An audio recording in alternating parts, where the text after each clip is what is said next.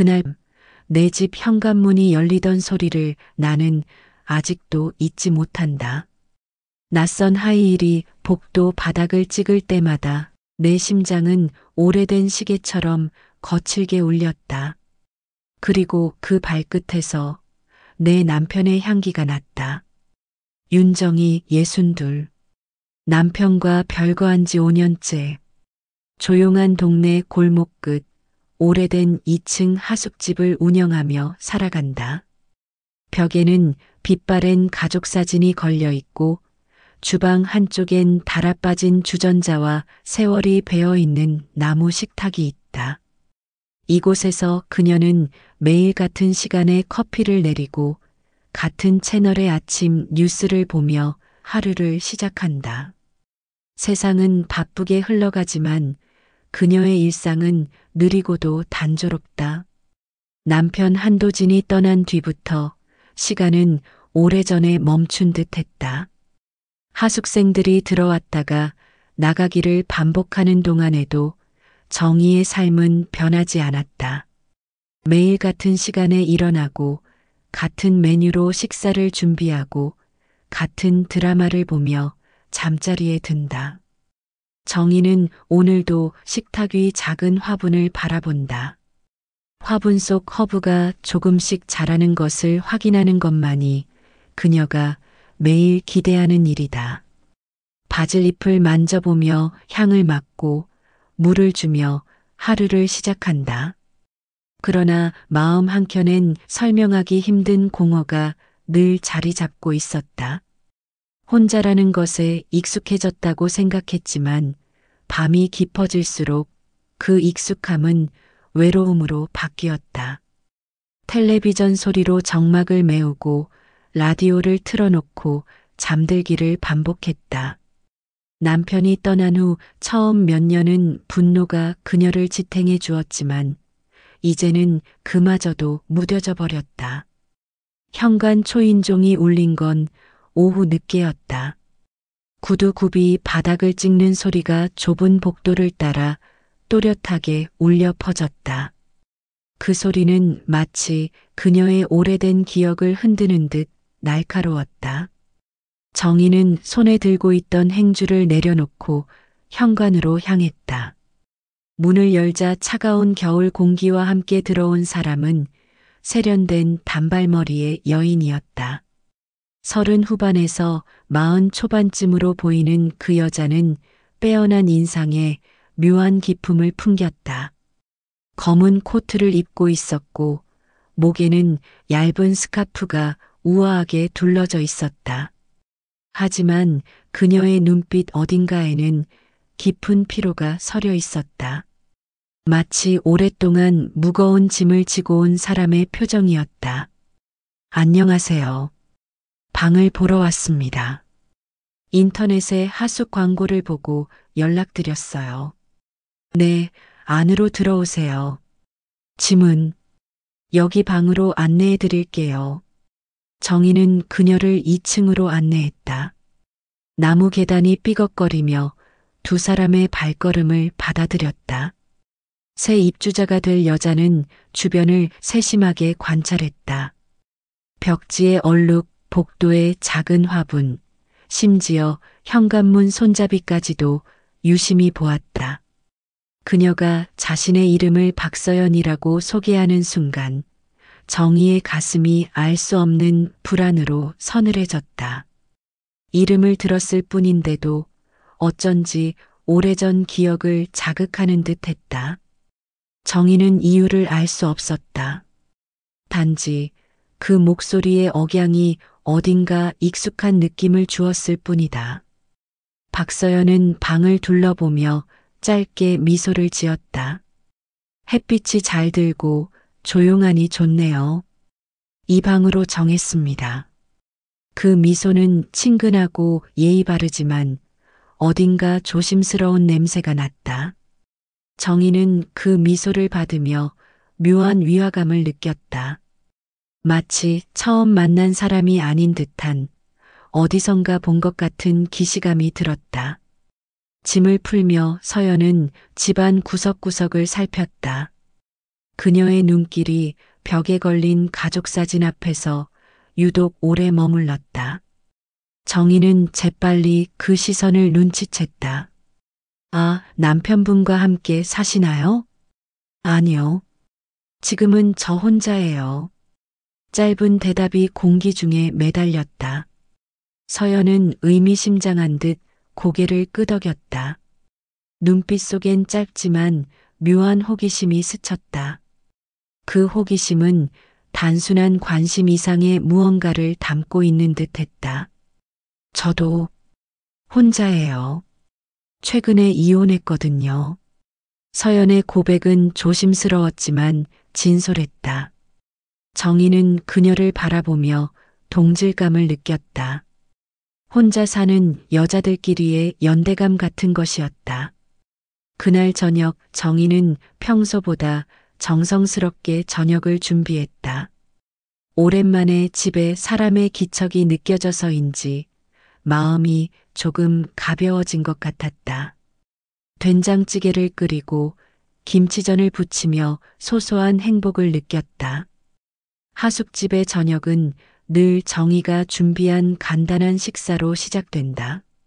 정희는 오래된 레시피대로 된장찌개를 끓였다. 그 향이 집안에 퍼지는 순간 서연이 부엌 문턱에서 말을 걸었다. 와, 향이 정말 좋네요.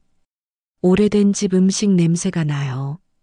고향 생각이 나시나 봐요? 그런 셈이죠. 가족과 함께 했던 시간들이요. 그 대답은 너무도 자연스러웠지만 정희의 마음을 어지럽혔다.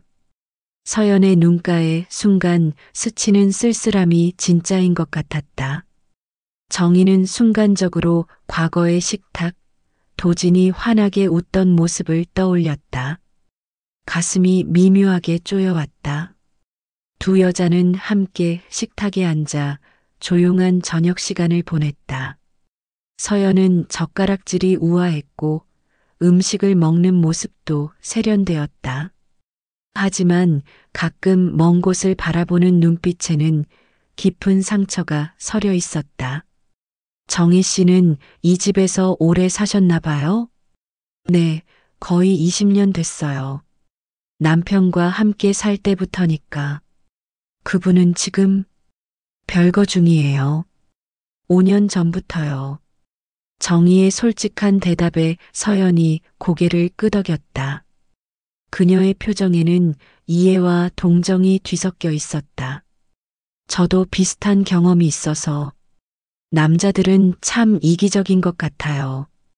그 말에는 깊은 상처가 담겨 있었다. 정희는 서연에게서 자신과 같은 아픔을 느꼈다. 밤이 깊어가면서 집안의 공기가 달라졌다. 서연의 스마트폰에서 진동음이 울렸다. 정희는 무심코 그 방향을 보았다.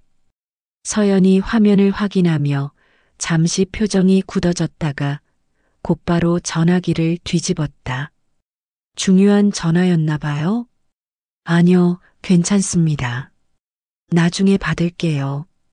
정희는 그 짧은 순간에 스친 서연의 표정을 놓치지 않았다. 무언가를 피하고 싶어 하는 듯한 복잡한 감정이 담긴 얼굴이었다. 그 표정은 단순한 스팸 전화를 거부하는 것과는 달랐다. 더 개인적이고 더 아픈 무언가를 담고 있었다. 정희는 잠을 이루지 못한 채 새벽을 맞았다. 가로등 불빛이 커튼 사이로 스며들며 방 안을 희미하게 비추었다. 머릿속에서는 서연이 보인 미묘한 반응들이 계속 맴돌았다. 단순한 하숙생이라고 하기엔 뭔가 더 깊은 사연이 있는 것 같았다. 그녀는 주방으로 나와 커피 포트를 올렸다. 포트가 끓으며 내는 하얀 김이 천천히 부엌 가득 번졌다. 정희는 거울 속 자신의 얼굴을 바라봤다. 오랜 세월 참으며 살아온 흔적, 그리고 오늘 처음 느낀 미묘한 의심이 그 눈동자에 동시에 서려 있었다. 새벽 공기 속에서 정희는 이상한 예감을 느꼈다. 서연의 등장이 단순한 우연이 아닐 수도 있다는 생각이 들었다. 하지만 그것이 무엇인지, 왜 그런 생각이 드는지는 알 수 없었다. 다만 직감적으로 느끼는 어떤 위험 신호 같은 것이었다. 그날 이후 내 집은 더 이상 예전과 같지 않았다. 낯선 하이힐 소리 하나가 오래 잠들어 있던 직감을 깨웠다. 그리고 나는 아직 모르는 또 다른 진실을 향해 조용히 걸음을 옮기고 있었다. 겨울 아침에 찬 공기가 하숙집 복도를 가득 채웠다. 윤정이는 평소보다 일찍 일어나 부엌에서 아침 준비를 하고 있었다. 박서연이 입주한 지 일주일이 지났지만 여전히 그녀에 대한 궁금증은 해소되지 않았다. 서연은 규칙적인 생활을 했다. 매일 아침 8시에 외출하여 저녁 7시쯤 돌아왔다. 직장이 있는 것 같았지만 구체적으로 무슨 일을 하는지는 알려주지 않았다. 다만 가끔 전화 통화를 할 때 들리는 내용으로 보아 사무직인 것 같았다. 정희는 서연의 방 앞을 지나가며 작은 소리들을 귀에 깊게 들었다. 아침마다 들리는 헤어드라이어 소리, 화장품 용기들이 부딪히는 소리, 그리고 가끔 들려오는 한숨 소리. 그 한숨 소리에는 깊은 피로가 담겨 있었다. 어느 날 아침 정희는 서연이 급하게 외출하며 떨어뜨린 영수증을 발견했다. 주워보니 비싼 레스토랑의 것이었고 날짜는 며칠 전이었다. 2인분 식사 금액이 적혀 있었다. 정희는 그 영수증을 바라보며 묘한 생각에 잠겼다. 서연은 혼자 살고 있다고 했는데 누구와 그런 비싼 식사를 했을까? 새로 만난 사람일 수도 있고 오래된 지인일 수도 있었다. 하지만 왜인지 정희의 마음은 편하지 않았다. 그날 저녁 정희는 서연에게 영수증을 돌려주었다. 아, 이거 떨어뜨리신 것 같아서요. 아, 감사합니다. 실수했네요. 서연의 반응은 자연스러웠지만 순간 당황하는 기색이 보였다. 영수증을 받아들고 재빨리 가방에 넣는 모습이 어딘가 급해 보였다. 맛있는 곳에서 식사하셨나 봐요? 네. 지인과 함께요. 그 대답은 너무 간단했다. 보통 사람들은 맛있었다거나 어떤 사람과 같다거나 하는 식으로 좀 더 구체적으로 이야기하는데 서연은 대화를 더 이어가고 싶어 하지 않는 것 같았다. 며칠이 지나면서 정희는 서연의 또 다른 패턴을 발견했다. 매주 금요일 저녁이면 서연은 평소보다 늦게 들어왔다. 그리고 그날 밤이면 항상 긴 전화 통화를 했다. 목소리는 평소보다 부드러웠고 때로는 웃음소리도 들렸다. 정희는 의도한 건 아니었지만 화장실을 가는 길에 우연히 그 대화의 일부를 들었다. 이번 주는 힘들었어요. 네, 그래도 견딜만해요. 다음 주 일정은 어떻게 되세요? 그 목소리에는 기대감과 설렘이 담겨 있었다. 분명히 누군가와 만나는 약속을 잡는 대화였다. 정희는 서연이 새로운 연인을 만나고 있구나 하고 생각했다. 이혼한 지 얼마 안 된 여자가 새로운 사랑을 찾는 것은 자연스러운 일이었다. 하지만 며칠 후 정희는 이상한 일을 목격했다. 서연이 택시에서 내리는 모습을 우연히 봤는데 택시 안에 중년 남성의 실루엣이 보였다. 그 남성은 서연이 내린 후에도 택시를 타고 다른 곳으로 가버렸다. 만약 연인 관계라면 함께 내리거나 적어도 집 앞까지 바래다 주는 것이 자연스러운데 왜 서연만 내리고 그 남자는 그대로 가버린 걸까? 정희는 그 장면이 계속 머릿속에서 맴돌았다. 그날 밤 서연의 방에서 또 전화 소리가 들렸다. 하지만 이번에는 목소리의 톤이 달랐다. 평소보다 낮고 조심스러웠다. 어려운 상황인 건 저도 알아요. 하지만 이런 식으로는 안 될 것 같아요. 저도 생각이 있거든요. 그 목소리에는 불만과 서운함이 섞여 있었다. 마치 누군가와 갈등을 겪고 있는 것 같았다. 정희는 서연이 단순한 연애가 아닌 더 복잡한 관계에 얽혀 있는 것 같다는 생각이 들었다. 며칠 후 정희는 서연의 또 다른 면을 보게 되었다. 어느 일요일 오후 서연이 거실에서 통화를 하고 있었는데 그 목소리에 눈물이 섞여 있었다. 이렇게 계속 기다리라고만 하시면 저는 어떻게 해야 해요? 제 인생도 있는데. 그 목소리에는 절망감이 가득했다. 정희는 서연이 누군가를 기다리고 있고 그 기다림이 그녀를 힘들게 하고 있다는 것을 알 수 있었다. 그날 저녁 정희는 조심스럽게 서연에게 말을 걸었다. 요즘 많이 힘들어 보이시는데 괜찮으세요? 네. 좀 복잡한 일이 있어서요. 혹시 도움이 될 만한 이야기가 있으면 언제든 말씀하세요. 저도 비슷한 경험이 있어서 이해할 수 있을 것 같아요. 서연은 잠시 망설이다가 천천히 입을 열었다. 사실 제가 좋아하는 사람이 있는데 그분이 결혼하신 분이에요. 그 고백은 정희에게 충격이었다. 서연이 기혼자와 관계를 맺고 있다는 것을 알게 된 순간 정희의 머릿속에는 복잡한 생각들이 교차했다. 얼마나 오래된 관계인가요? 거의 2년 정도 됐어요. 처음엔 단순한 친분이었는데 시간이 지나면서 서로에게 의지하게 됐죠. 서연의 목소리에는 죄책감과 안타까움이 뒤섞여 있었다. 그녀도 이 상황이 잘못되었다는 것을 알고 있었지만 쉽게 정리하지 못하고 있는 것 같았다. 그분은 이혼할 생각이 있으신가요? 그게 문제예요. 계속 시간이 필요하다고만 하시고 저는 언제까지 이렇게 기다려야 할지 모르겠어요. 정희는 서연의 이야기를 들으며 복잡한 감정을 느꼈다. 한편으로는 동정심이 들었지만 다른 한편으로는 불편함도 있었다. 결혼한 남자를 좋아한다는 것이 도덕적으로 옳지 않다고 생각했기 때문이다. 하지만 정희는 서연을 비난하지 않았다.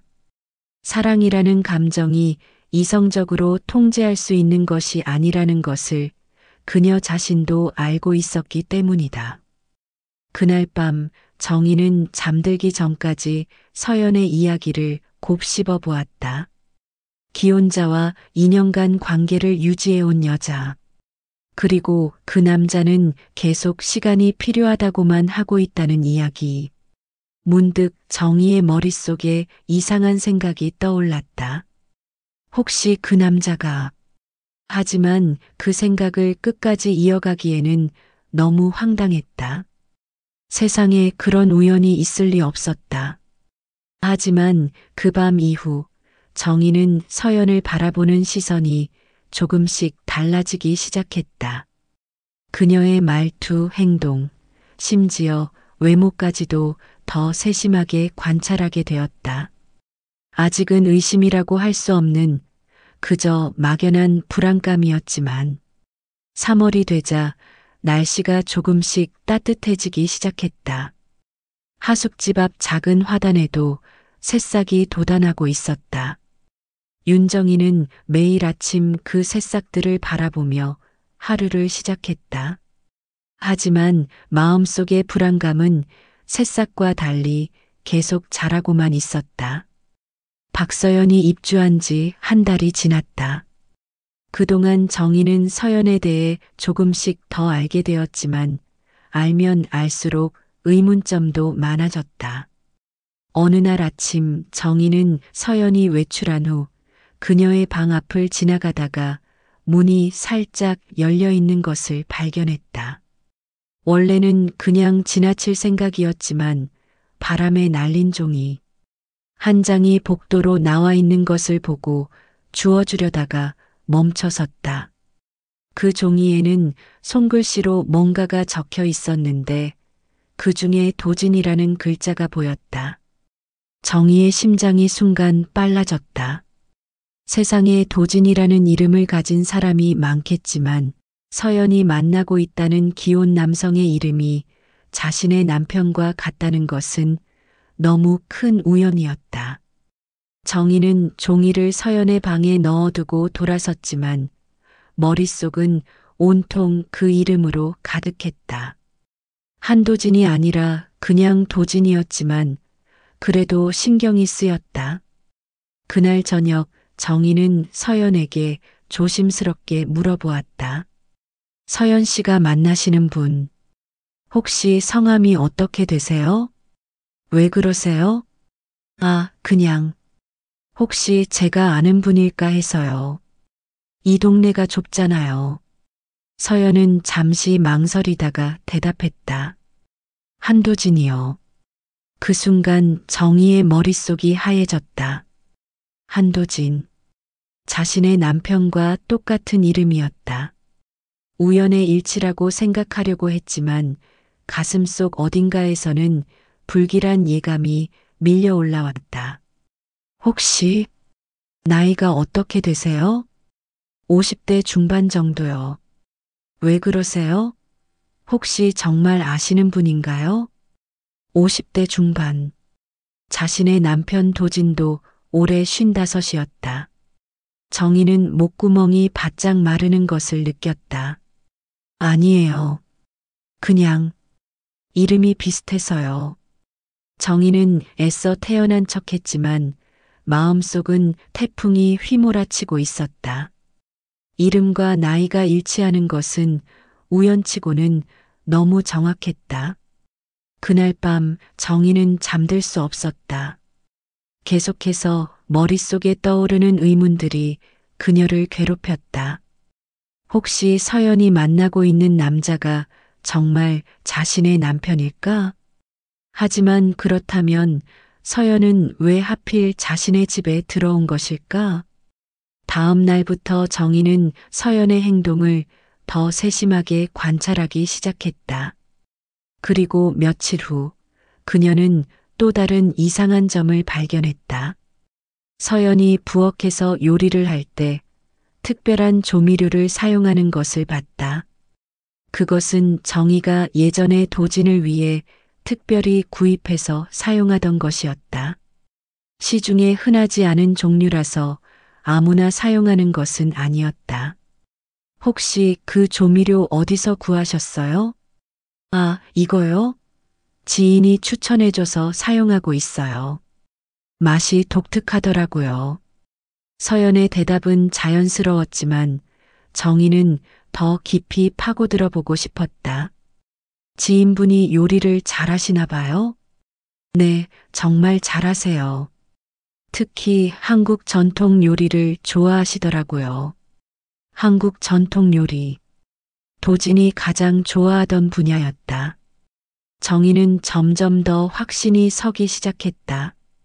며칠 후 정희는 결정적인 단서를 발견했다.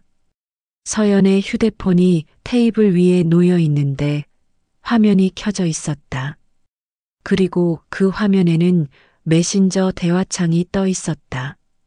상대방 이름은 도진 오빠였다. 정희는 숨이 막히는 것을 느꼈다. 오빠라는 호칭, 그리고 도진이라는 이름. 이제 더 이상 우연이라고 할 수 없었다. 그날 밤 정희는 오랫동안 책상에 앉아 생각에 잠겼다. 만약 서연이 만나고 있는 남자가 정말 자신의 남편이라면 이 모든 상황을 어떻게 해석해야 할까? 첫 번째 가능성은 서연이 처음부터 모든 것을 알고 있었다는 것이었다. 도진의 아내가 누구인지, 어디에 살고 있는지 알고 있었고, 의도적으로 이 집에 들어온 것일 수도 있었다. 두 번째 가능성은 서연도 모르고 있었다는 것이었다. 도진이 자신의 아내에 대해 정확한 정보를 알려주지 않았고 서연은 우연히 이 집을 발견해서 들어온 것일 수도 있었다. 어느 쪽이든 상황은 심각했다. 정희는 더 확실한 증거를 찾아야 한다고 생각했다. 다음 날 정희는 서연이 외출한 사이 그녀의 방 앞을 지나가다가 문틈으로 새어나오는 향기를 맡았다. 그것은 도진이 즐겨 사용하던 애프터 쉐이브 로션의 냄새였다. 너무나 익숙한 냄새라서 틀릴 수가 없었다. 정희는 가슴이 두근거리는 것을 느꼈다. 이제 의심의 여지가 없었다. 서연이 만나고 있는 남자는 분명히 자신의 남편 도진이었다. 그날 저녁 서연이 돌아와서 저녁 식사를 함께 하는 동안 정희는 애써 평정심을 유지하려고 노력했다. 하지만 마음속으로는 분노와 배신감이 치밀어 올라오고 있었다. 서연 씨, 혹시 그분이 어떤 일을 하시는지 물어봐도 될까요? 자영업을 하신다고 하셨어요. 작은 사업체를 운영하신다고요. 자영업. 도진도 몇 년 전부터 작은 무역업을 하고 있었다. 이제 모든 퍼즐 조각이 맞아떨어지고 있었다. 정희는 더 이상 참을 수 없었다. 하지만 섣불리 행동해서는 안 된다고 생각했다. 확실한 증거를 잡고 냉정하게 대처해야 했다. 그날 밤 정희는 계획을 세웠다. 서연과 도진을 직접 마주치게 해서 모든 것을 확인하는 것이었다. 그리고 그때가 되면 자신이 어떻게 행동할지도 결정해야 했다. 분노로 폭발할 것인가 아니면 냉정하게 상황을 정리할 것인가. 정희는 후자를 선택하기로 했다. 감정에 휘둘려서는 원하는 결과를 얻을 수 없다는 것을 알고 있었기 때문이다. 4월의 어느 따뜻한 오후, 윤정희는 마침내 결정적인 순간을 맞이했다. 그것은 그녀가 계획한 것이 아니라 우연히 벌어진 일이었다. 정희는 동네 마트에서 장을 보고 돌아오는 길이었다. 하숙집이 있는 골목 입구에서 택시 한 대가 서 있는 것을 봤다. 그리고 그 택시에서 두 사람이 내리는 것을 목격했다. 한 사람은 박서연이었고 다른 한 사람은 한도진이었다. 정희는 길 건너편에 숨어서 두 사람을 지켜봤다. 도진은 서연의 어깨에 손을 올리고 있었고 서연은 그에게 기대고 있었다. 두 사람의 모습은 명백히 연인의 것이었다. 정희의 머릿속이 하얘졌다. 지난 한 달 동안 품어왔던 의심이 현실로 확인되는 순간이었다. 자신의 남편이 다른 여자와 바람을 피우고 있었고 그 여자는 지금 자신의 집에서 살고 있었다. 도진과 서연은 골목 어귀에서 잠시 이야기를 나눈 후 서연만 하숙집 쪽으로 걸어왔다. 도진은 다시 택시에 타고 사라졌다. 정희는 급히 뒷골목으로 돌아가서 서연보다 먼저 집에 도착했다. 그리고 평소와 같은 모습으로 부엌에서 저녁 준비를 하고 있었다. 서연이 들어오자 정희는 인사를 건넸다. 일찍 들어오셨네요. 네, 오늘은 일이 일찍 끝났어요. 서연의 목소리는 평소와 같았지만 정희는 그녀의 뺨이 약간 붉어져 있는 것을 놓치지 않았다. 분명히 도진과 함께 있었던 여운이 아직 남아있는 것 같았다. 그날 저녁 두 여자는 함께 식탁에 앉아 저녁을 먹었다. 하지만 정희의 마음은 복잡했다. 분노도 있었지만 동시에 서연에 대한 묘한 동정심도 있었다. 서연은 자신이 사랑하는 남자의 아내와 함께 식사를 하고 있다는 사실을 알고 있을까? 만약 안다면 지금 어떤 기분일까? 만약 모른다면 언제 진실을 알게 될까? 정희는 서연을 바라보며 생각했다. 어쩌면 서연도 피해자일 수 있다는 생각이 들었다. 도진이 자신의 결혼 생활에 대해 거짓말을 했을 가능성도 있었다. 서연 씨, 혹시 그분이 결혼 생활에 대해 어떻게 말씀하시나요? 무슨 말씀이세요? 아내와의 관계 말이에요. 이혼을 생각하고 계시는지. 서연은 잠시 망설이다가 대답했다. 별거 중이라고 하셨어요. 거의 5년째 떨어져 살고 있다고. 그래서 이혼 절차만 남았다고 하셨는데 별거 중이라는 것은 맞았다. 하지만 이혼 절차만 남았다는 것은 거짓말이었다. 정희와 도진은 법적으로는 아직 부부였고 이혼에 대한 구체적인 협의도 진행하지 않고 있었다. 정희는 도진이 서연에게 거짓말을 하고 있다는 것을 확인했다. 그리고 그 거짓말로 인해 서연도 고통받고 있다는 것을 알 수 있었다. 아직 이혼이 성사되지 않은 건가요? 네, 재산 분할 때문에 시간이 걸린다고 하시더라고요. 그래서 조금 더 기다려야 한다고. 재산 분할. 정희는 쓴웃음을 지었다. 도진에게는 분할할 만한 재산이 별로 없었다. 그가 서연에게 한 말은 모두 시간을 끌기 위한 핑계였다. 그날 밤 정희는 오랫동안 잠들지 못했다.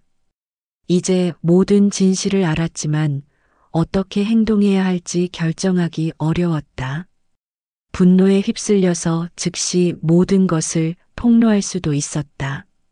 하지만 그렇게 되면 서연도 크게 상처받을 것이 분명했다. 그리고 도진과의 관계도 완전히 파탄날 것이었다. 아니면 조용히 서연을 내보내고 도진과 따로 이야기할 수도 있었다. 하지만 그렇게 되면 서연은 계속 도진의 거짓말에 속아 살아가게 될 것이었다. 정희는 세 번째 선택을 생각해 봤다. 서연에게 진실을 말해주고 그녀가 스스로 판단하도록 하는 것이었다. 그것이 가장 공정한 방법일 것 같았다. 다음 날 오후 정희는 결심을 굳혔다. 서연이 돌아오면 모든 것을 이야기하기로 했다. 더 이상 이 상황을 방관할 수는 없었다. 서연이 집에 돌아오자 정희는 거실에서 그녀를 기다리고 있었다. 서연 씨, 중요한 이야기가 있어요. 앉으세요. 서연은 정희의 진지한 표정을 보고 긴장했다. 무슨 일인가요? 당신이 만나고 있는 한도진이라는 분, 제 남편입니다. 서연의 얼굴이 창백해졌다. 잠시 말을 잇지 못하다가 겨우 입을 열었다. 그럴 리가. 어떻게 그런. 오늘 오후에 봤어요. 당신들이 함께 택시에서 내리는 것을. 서연은 의자에 털썩 주저앉았다. 그녀의 눈에서 눈물이 흘러내리기 시작했다. 몰랐어요. 정말 몰랐어요. 만약 알았다면 절대. 알아요. 당신도 속은 거예요. 그 사람이 거짓말을 한 거죠. 정희는 서연에게 다가가서 그녀의 어깨에 손을 올렸다. 이제 어떻게 할 건지 당신이 정하세요. 제가 강요하지는 않을 거예요. 서연은 한동안 울기만 했다. 그리고 마침내 고개를 들어 정희를 바라봤다. 정말 죄송해요. 어떻게 사과해야 할지. 사과는 나중에 생각하고 우선 상황을 정리하는 게 중요해요. 그날 밤 두 여자는 오랫동안 이야기를 나눴다. 서연은 자신과 도진의 관계에 대해 솔직하게 털어놓았고 정희는 자신의 결혼 생활에 대해 이야기했다. 두 사람 모두 도진에게 속았다는 사실을 확인했고 이제 그에게 책임을 묻기로 했다. 일주일이 지난 후 윤정이는 한도진에게 연락을 했다. 5년 만에 연락이었다. 만나서 이야기할 일이 있어요. 정희야? 갑자기 왜?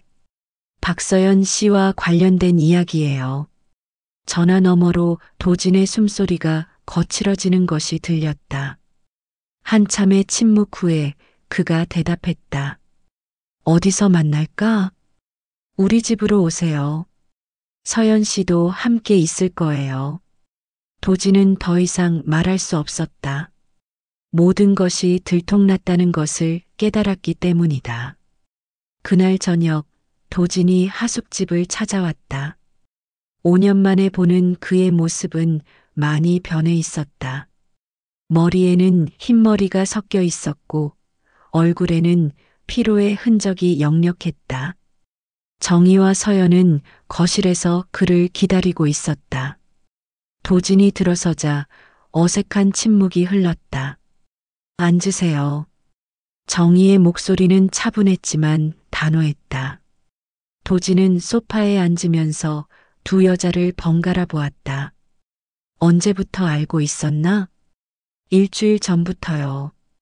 당신들이 함께 있는 것을 봤어요. 도진은 고개를 떨구뜬 채 말을 잇지 못했다. 서연은 그동안 조용히 있다가 입을 열었다. 왜 거짓말을 하셨어요? 이혼 절차가 거의 끝났다고, 재산 분할 때문에 시간이 걸린다고. 도진이 고개를 들어 서연을 바라봤다. 미안해. 정말 미안해. 미안하다는 말로 될 일이 아니에요. 저는 2년 동안 당신을 믿고 기다렸어요. 서연의 목소리에는 분노와 배신감이 섞여 있었다. 정희는 두 사람을 바라보며 말했다. 이제 정직하게 이야기해봐요. 서로에게 어떤 의미였는지, 앞으로 어떻게 할 건지. 도진은 한참을 망설이다가 천천히 입을 열었다. 처음엔 정말 외로웠어. 혼자 사는 게 힘들었고 서연이가 위로가 되어줬어. 하지만 시간이 지나면서 그러면서 감정이 깊어졌어. 하지만 동시에 죄책감도 컸고 어떻게 정리해야 할지 모르겠더라고. 서연이 날카롭게 말했다. 그래서 저에게 거짓말을 하신 거예요? 시간을 벌려고? 도진은 대답하지 못했다. 사실이 그랬기 때문이다. 정희는 냉정하게 말했다. 결국 당신은 결정을 피하려고 했던 거네요. 저와도 서연 씨와도 명확하게 정리하지 않고 애매하게 끌고 간 거고. 맞아. 내가 비겁했어.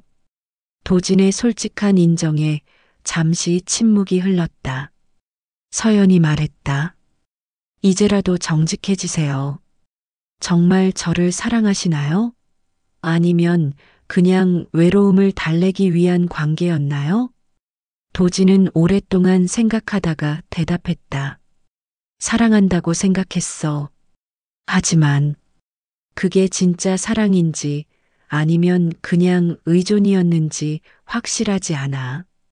서연의 눈에서 눈물이 흘렀다. 그렇게 말하시면 저는 어떻게 해야 해요? 정희가 서연에게 다가가서 그녀의 손을 잡았다. 당신이 결정해야 해요.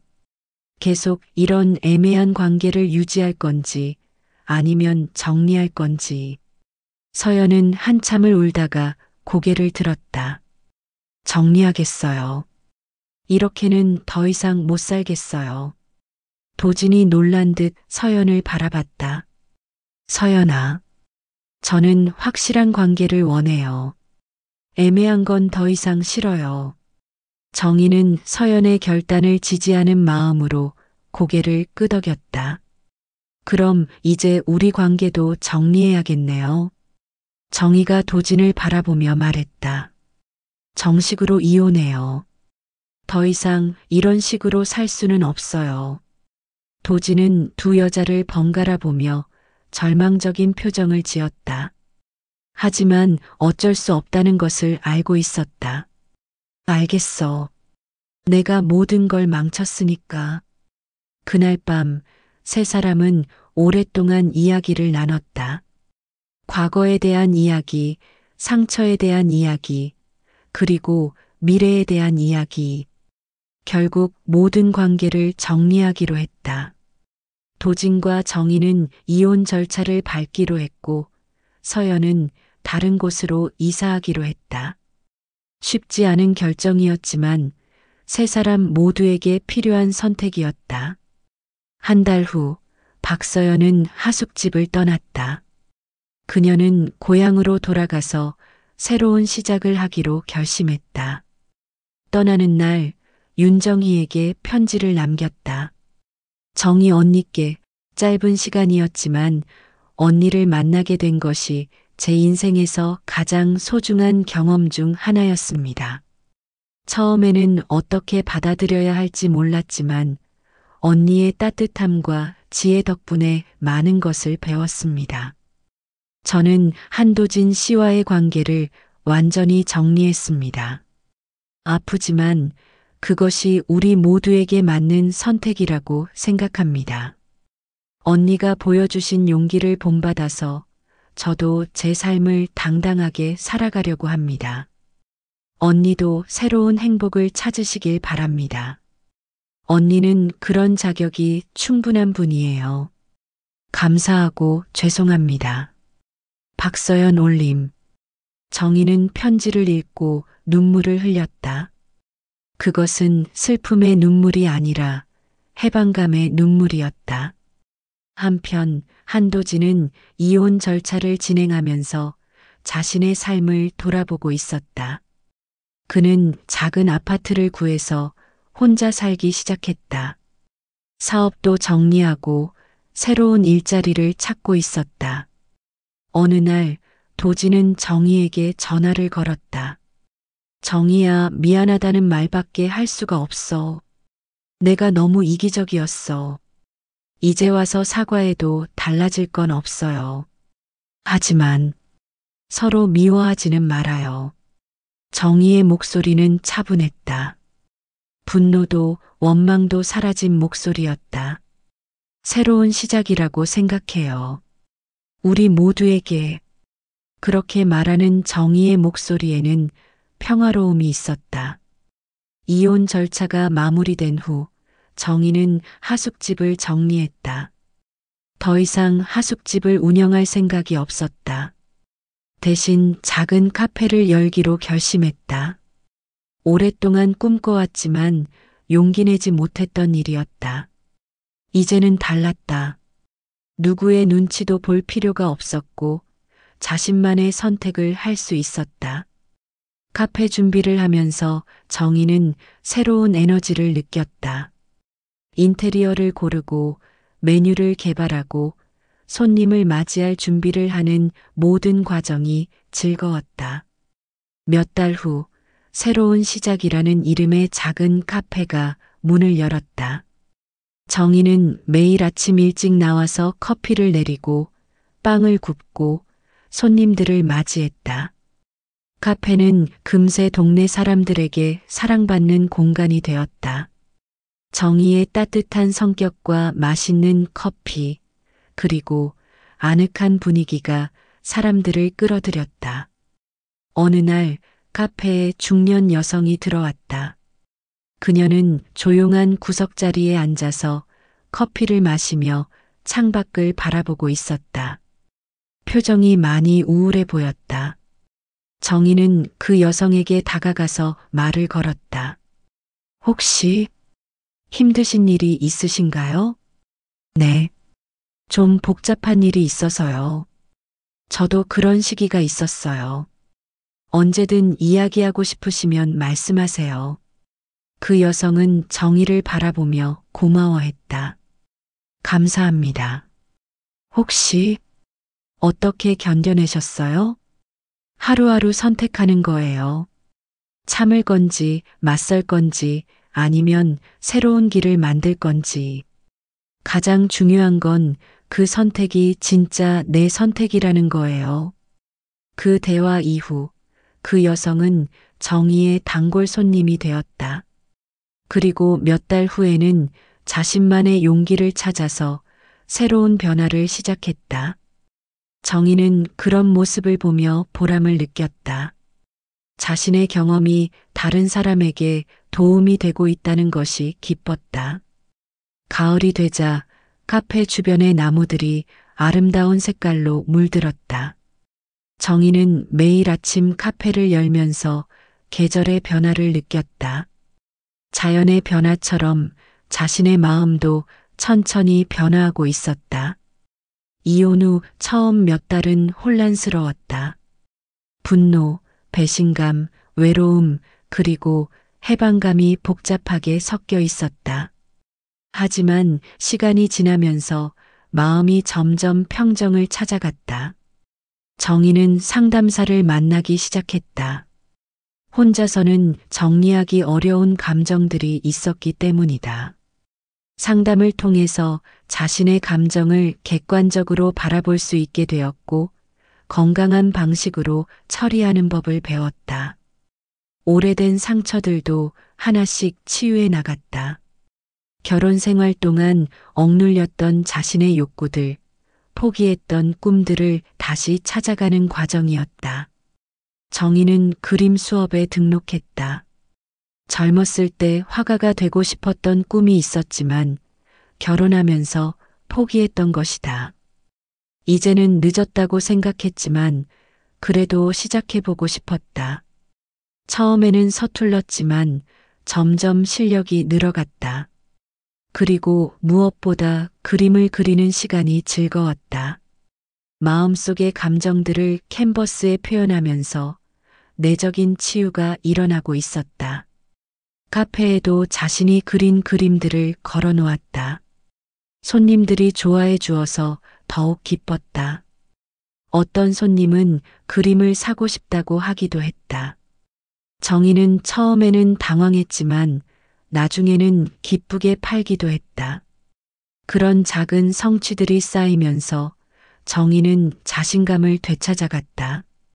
누군가의 아내가 아닌 윤정이라는 한 개인으로서 살아가는 법을 배워가고 있었다. 어느 날 박서연에게서 편지가 왔다. 고향에서 새로운 일을 시작했고 마음의 평화를 찾아가고 있다는 내용이었다. 그리고 정희에게 감사 인사를 전했다. 정희는 편지를 읽으며 미소를 지었다. 서연도 자신만의 길을 찾아가고 있다는 것이 기뻤다. 그들의 만남이 비록 아픈 상황에서 시작되었지만 결국은 서로에게 성장의 기회가 되었다고 생각했다. 한도진에게서도 가끔 연락이 왔다. 그는 새로운 일자리를 찾았고 혼자 사는 것에 적응해 가고 있었다. 예전처럼 의존적인 관계를 찾기보다는 스스로 서는 법을 배우고 있었다. 정희는 그런 소식을 들으며 안도감을 느꼈다. 세 사람 모두가 각자의 방식으로 성장하고 있다는 것이 다행이었다. 겨울이 다시 찾아왔을 때 정희는 1년 전과 전혀 다른 사람이 되어 있었다. 외적으로는 큰 변화가 없어 보일지 모르지만 내적으로는 완전히 새로운 사람이었다. 무엇보다 자신을 믿게 되었다. 어려운 상황에서도 현명한 판단을 내릴 수 있다는 것을 경험했고 혼자서도 충분히 행복할 수 있다는 것을 알게 되었다. 카페를 운영하면서 만나는 다양한 사람들을 통해서도 많은 것을 배웠다. 각자가 안고 살아가는 이야기들, 극복해낸 어려움들을 들으며 인생에 대한 이해가 깊어졌다. 어느 눈 내리는 저녁, 정희는 카페에서 마지막 손님을 배웅하고 혼자 앉아 있었다. 따뜻한 차를 마시며 창밖의 눈송이를 바라보던 그때 문득 떠오른 생각이 있었다. 나는 지금 진정으로 자유롭다. 그 깨달음이 가슴 깊은 곳에서 피어오르는 순간 정희의 눈가에 눈물이 맺혔다. 기쁨의 눈물이었다. 과거의 상처들이 완전히 사라진 것은 아니었다. 가끔은 아직도 아팠다. 하지만 그 상처들이 더 이상 자신을 지배하지는 않았다. 대신 그 경험들이 자신을 더 강하고 지혜롭게 만들어 주었다. 정희는 일기장을 꺼내 그날의 생각을 적었다. 오늘 나는 내가 얼마나 성장했는지 실감했다. 1년 전에 나는 분노와 상처에 갇혀 있었지만 지금의 나는 그것들을 넘어서서 새로운 삶을 살고 있다. 쉽지 않은 여정이었지만 그 과정에서 진짜 나를 찾았다. 해시태그 제8장 완전한 새 출발. 봄이 다시 찾아왔다. 카페 앞 화단에는 정희가 직접 심은 꽃들이 피어나고 있었다. 튤립, 개나리, 벚꽃나무까지. 1년 전에는 상상도 할 수 없었던 아름다운 풍경이었다. 정희는 매일 아침 꽃들에게 물을 주면서 하루를 시작했다. 자연의 생명력을 느끼며 자신도 함께 성장하고 있다는 것을 실감했다. 카페는 이제 동네의 랜드마크가 되었다. 맛있는 커피와 따뜻한 분위기로 유명해졌을 뿐만 아니라 정의의 인품 때문에 사람들이 찾아오는 곳이 되었다. 어려운 일이 있으면 정의에게 상담을 받으러 오는 사람들이 많았다. 정의는 전문 상담사는 아니었지만 자신의 경험을 바탕으로 따뜻한 조언을 해줄 수 있었다. 어느 날 젊은 여성이 카페에 들어왔다. 눈이 빨갛게 부어 있는 것으로 보아 많이 운 것 같았다. 혹시 괜찮으세요? 네. 아니, 사실 괜찮지 않아요. 남자친구가 바람을 피웠거든요. 정희는 그 여성을 조용한 자리로 안내하고 따뜻한 차를 건네주었다. 많이 힘드시겠어요. 어떻게 해야 할지 모르겠어요. 용서해야 할지 헤어져야 할지. 정희는 그 여성의 이야기를 차분히 들어주었다. 그리고 자신의 경험을 조심스럽게 나누었다. 제가 겪은 일과 비슷하네요. 저도 남편의 배신을 경험했거든요. 정말요? 어떻게 극복하셨어요? 시간이 걸렸어요. 그리고 무엇보다 중요한 건 상대방의 선택이 내 가치를 결정하지 않는다는 걸 깨닫는 거였어요. 그 대화 후 젊은 여성은 며칠에 한 번씩 카페를 찾아왔다. 그리고 점차 밝은 모습을 되찾아갔다. 몇 달 후 그 여성은 새로운 직장을 구하고 독립적인 삶을 시작했다. 그리고 정희에게 감사 인사를 전했다. 정희 언니 덕분에 제 인생을 다시 시작할 용기를 얻었어요. 그런 순간들이 쌓이면서 정희는 자신의 경험이 헛되지 않았다는 것을 느꼈다. 아픔을 통해 얻은 지혜가 다른 사람들에게 도움이 되고 있었다. 여름이 되자 정희는 새로운 도전을 시작했다. 카페에서 작은 전시회를 여는 것이었다. 자신이 그린 그림들과 함께 같은 그림 수업을 듣는 동료들의 작품도 함께 전시하기로 했다. 전시회 제목은 새로운 시작들이었다. 각자의 어려움을 극복하고 새로운 삶을 시작한 사람들의 이야기를 그림으로 표현한 것이었다. 전시회 개막일 많은 사람들이 찾아왔다. 동네 주민들, 그림 수업 동료들, 그리고 카페의 단골 손님들까지 작은 공간이 사람들로 가득 찼다. 정희는 자신의 작품 앞에 서서 사람들에게 설명을 해주었다. 이 그림은 제가 가장 힘들었을 때 그린 거예요. 어둠 속에서 작은 빛을 찾아가는 모습을 표현했습니다. 그리고 옆에 그림을 가리키며 계속 말했다. 이건 최근에 그린 건데 완전히 새로운 풍경이에요. 같은 사람이 그렸다고 믿기지 않을 정도로 달라졌죠? 사람들은 정희의 이야기에 깊이 공감했다. 그림을 통해 그녀의 여정을 함께 따라가며 각자의 삶을 되돌아보는 시간을 가졌다. 전시회는 큰 성공을 거두었다.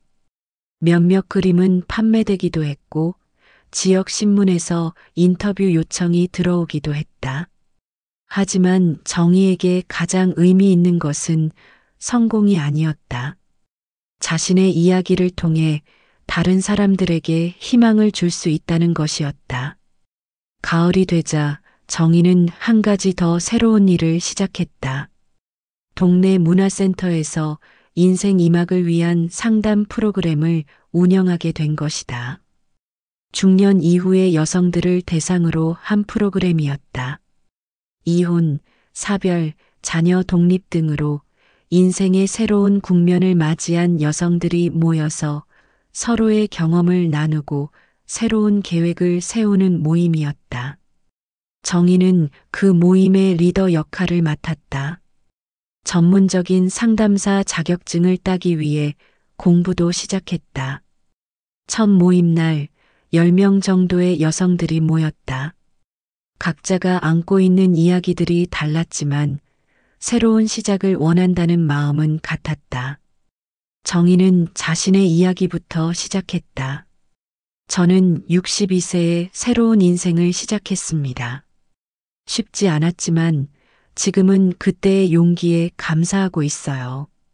그 말에 용기를 얻은 다른 사람들도 하나씩 자신의 이야기를 시작했다. 한 여성은 남편을 사별한 후 혼자 사는 것이 두렵다고 했다. 또 다른 여성은 자녀들이 독립한 후 삶의 목적을 잃은 것 같다고 했다. 정희는 각각의 이야기를 경청하고 공감하며 작은 조언을 해주었다. 두려움은 자연스러운 감정이에요. 하지만 그 두려움이 새로운 가능성을 가로막지 않도록 해야 해요. 모임이 거듭될수록 참가자들은 변화하기 시작했다. 서로에게서 힘을 얻고 작은 도전들을 시작했다. 어떤 분은 오랫동안 미뤄왔던 여행을 떠났고 또 어떤 분은 새로운 취미를 시작했다. 정희는 그런 변화들을 보며 큰 보람을 느꼈다. 겨울이 되자 정희는 1년을 정리하는 시간을 가졌다.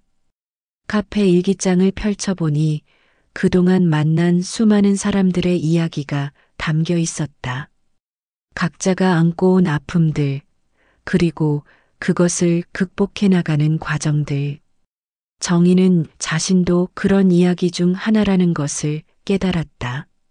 마지막 페이지에 그녀는 이렇게 적었다. 1년 전 나는 남편의 배신과 절망 속에 있었다. 하지만 그 경험이 나를 더 강하게 만들었고 진정한 나 자신을 찾게 해주었다. 이제 나는 완전히 새로운 사람이다. 과거의 상처에 갇히지 않고 미래의 가능성을 바라보는 사람. 그리고 무엇보다 나의 경험이 다른 사람들에게 도움이 될 수 있다는 것을 알게 되었다. 이것이 내가 살아가는 이유이고 내가 찾은 새로운 의미이다. 창밖에는 또다시 눈이 내리고 있었다. 하지만 1년 전의 눈과는 다르게 느껴졌다. 더 이상 추위나 외로움의 상징이 아니라 새로운 시작을 알리는 순수함의 상징으로 보였다. 정희는 창가에 서서 눈송이들을 바라보며 미소를 지었다. 63세의 새로운 해가 시작되려 하고 있었다. 그리고 그녀는 그 새로운 해를 맞이할 준비가 되어 있었다. 인생은 언제든 다시 시작할 수 있다. 나이는 숫자일 뿐이다. 중요한 건 자신을 믿고 용기를 내는 것이다. 그리고 정희는 이제 그것을 완전히 이해하고 있었다. 카페 한쪽에서 라벤더 화분이 은은한 향을 내뿜고 있었다. 그 향기가 따뜻한 공간을 가득 채우며 새로운 시작들을 축복하는 듯 했다. 밖에서는 눈이 계속 내리고 있었지만 카페 안은 따뜻했다. 그리고 그 온기는 정희의 마음에서 나오는 것이었다. 상처를 치유하고 성장하고 다른 사람들을 도우며 얻은 진정한 행복의 온기였다. 그날 밤 정희는 평상시보다 일찍 카페 문을 닫았다. 그리고 집으로 가는 길에 하늘을 올려다보며 조용히 감사 인사를 드렸다. 고맙습니다. 어려운 시간을 견딜 수 있게 해주셔서, 그리고 그 시간을 통해 더 나은 사람이 될 수 있게 해주셔서. 새로운 내일이 기다리고 있었다. 그리고 정희는 그 내일을 맞이할 준비가 완전히 되어 있었다.